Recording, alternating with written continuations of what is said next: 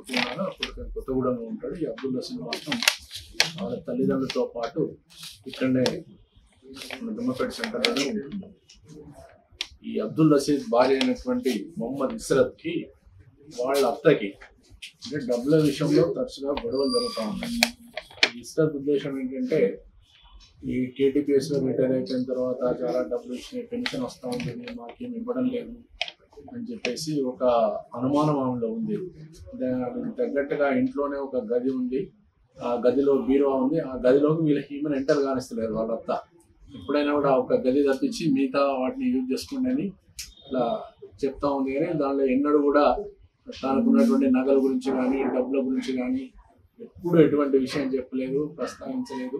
ఈ విషయంలో చాలాసార్లు కూడా గొడవలు జరిగినాయి.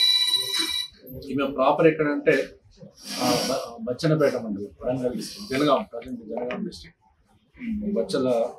బచ్చన్నపేట.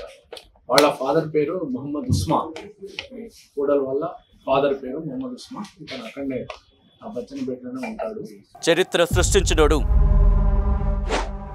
ఇప్పుడు ఆ చరిత్రని తిరగరాయబోతున్నాడు.